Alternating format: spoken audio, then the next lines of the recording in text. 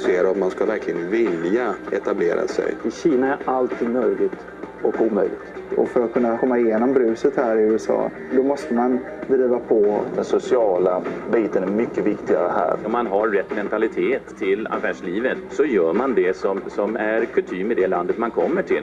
Vi svenskar har gjort affärer med utlandet ända sedan vikingatiden. Affärsmetoderna har förstås blivit mer sofistikerade och framgångarna har inte låtit vänta på sig.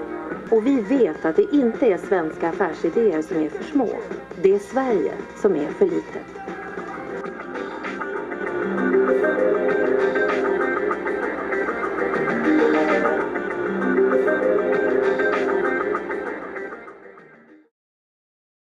Stora Enso é uma empresa sueca-finlandesa que por muito tempo cultivava árvores para a produção de papel. Agora, ela vendeu a maioria das suas terras na Suécia e Finlândia para investir fora. Por exemplo, no Brasil, onde cultiva eucalipto e produz celulose.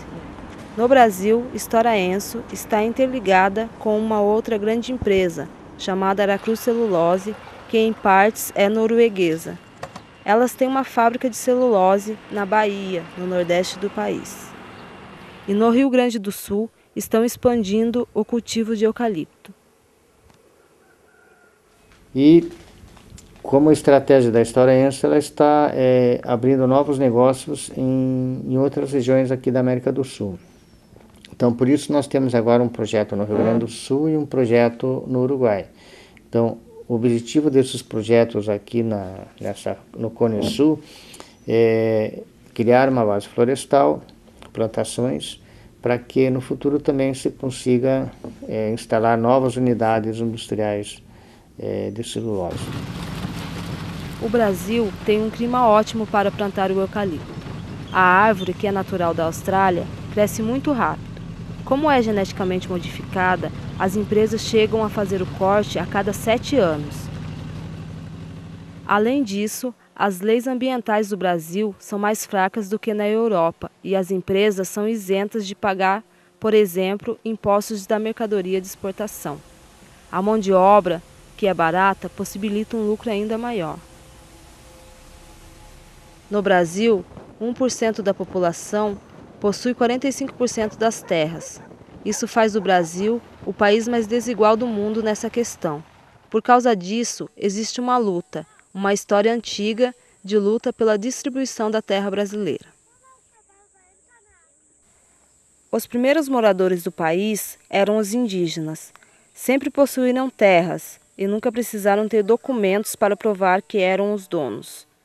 No entanto, quando as empresas chegaram, falaram que não tinham proprietários e roubaram as terras, ainda hoje a Aracruz Celulose está em dívida com o povo indígena, pelo território que roubaram durante os anos 60. Segundo a Constituição brasileira e a lei internacional, os indígenas têm direito a essa terra. Hoje, eles lutam para que seu território seja demarcado e reconhecido na justiça, pois a grande parte dele está sob o poder das empresas de celulose. A gente acredita que as 11.009 hectares ela vai sair, entendeu? E vai sair assim, com fé, e eles reconhecendo que foi um reconhecimento de luta e perseverança, né? Porque a gente está perseverante de que realmente nós vamos ter esses documentos na mão, né? Não honra, mas orgulhosos da luta, né? Que honra, o mérito se dá a Tupã-Imberu. Né? E a luta através dele é da gente, né? É nossa, né, na verdade.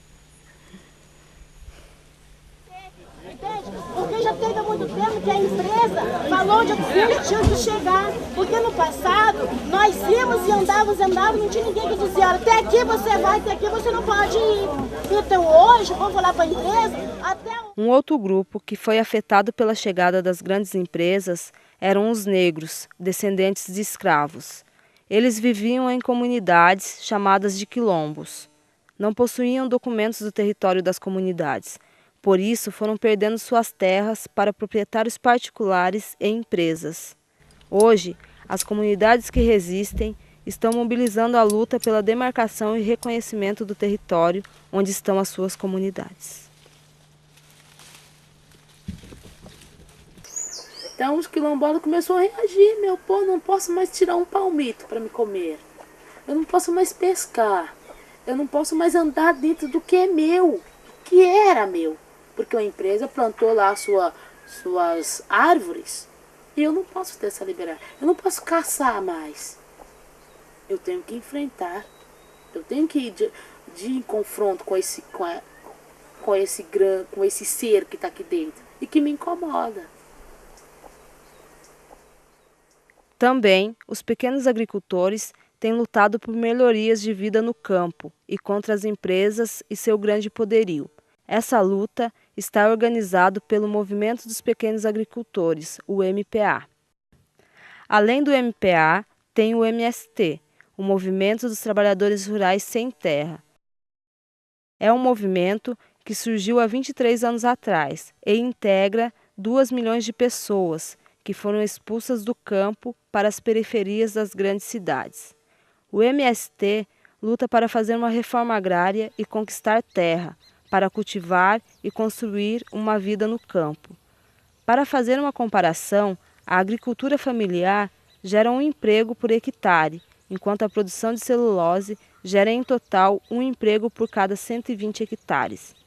Então, o MST ocupa terras improdutivas e cria acampamentos, onde os acampados moram e esperam a conquista de suas terras.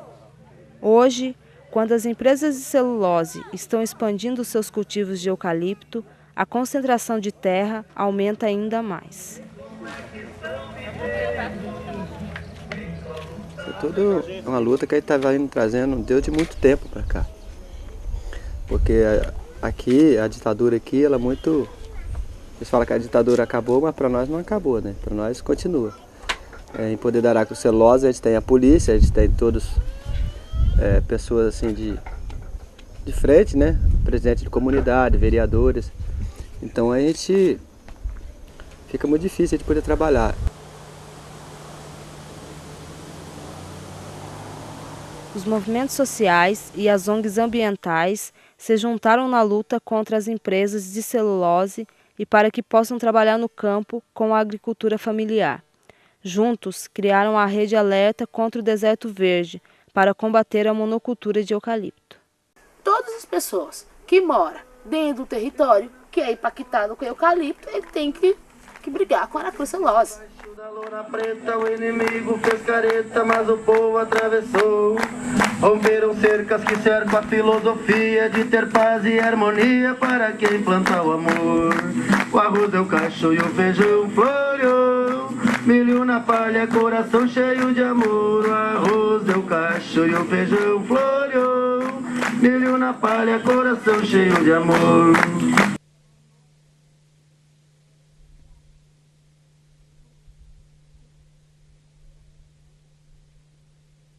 Através do melhoramento genético, você consegue trabalhar com aquelas espécies e com aquelas árvores que têm melhor aproveitamento no processo. Aqui no Brasil, ou na América do Sul, em países assim, que trabalham com plantações mais intensivas, a rotação, ou seja, o período entre você plantar e cortar é de 7 anos.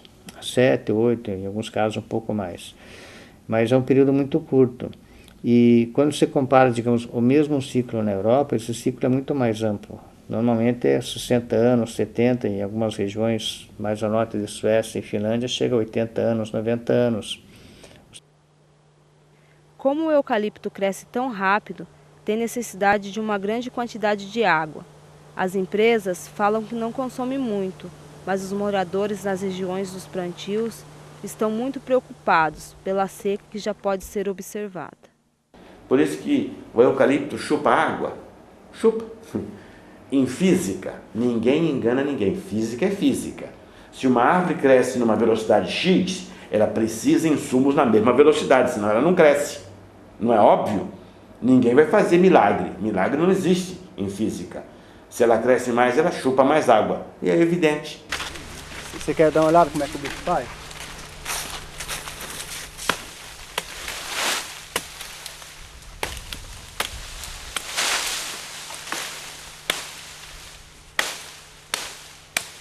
Esse é só um galho, tá?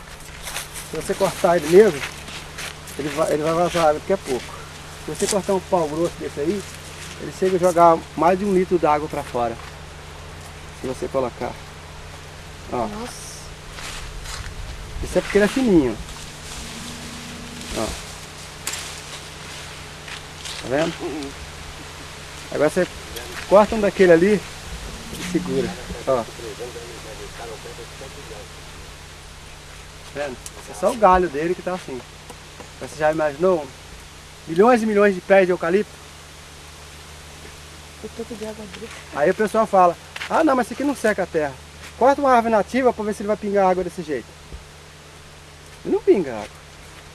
Olha aqui pinga. Aqui se você estiver num lugar que não existe água, não tem água para você beber na época da seca, você pode cortar um pau desse e botar ele numa vasilha de baixo, você bebe a água.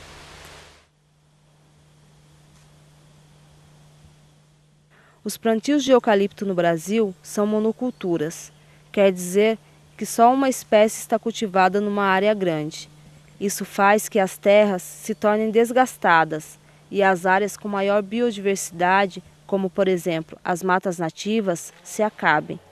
As empresas chamam os plantios de eucalipto de florestas, mas os movimentos contra a monocultura preferem chamar os plantios de deserto verde. Aqui, como vocês podem ver, se vocês forem na floresta nativa, vocês vão ver passarinhos, vocês vão ver no próprio solo. Se vocês arredar as folhas da mata nativa, vocês vão ver micro-organismos, né, insetos, minhoca. Aqui você não vê, né? Se você arredar aqui, você não vê nenhum tipo de semente, você não vê nenhum tipo de minhoca, até porque o solo é muito duro, não tem umidade, né? Não tem matéria orgânica, né? E também não tem passarinhos, não tem ninhos, não tem outro tipo de fruta, não tem diversidade aqui, né?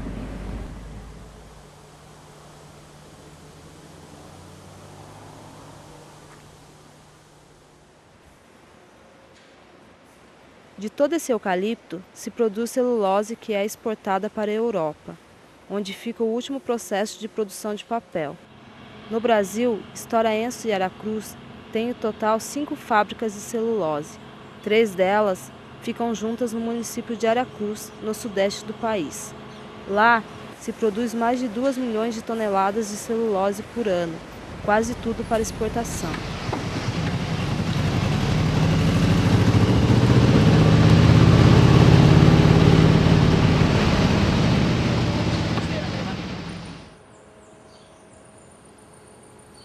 O processo de produzir celulose necessita de muita água. As fábricas em Aracruz consomem uma quantidade de água equivalente a uma cidade de 2 milhões de habitantes. Por isso, pegam água dos rios na região. Tem desviado 5 rios e o outro parou para ir ao sentido contrário, chegando ao reservatório da fábrica. As empresas falam que não seca, não polui as águas ao redor, mas as pessoas que moram lá podem ver as consequências.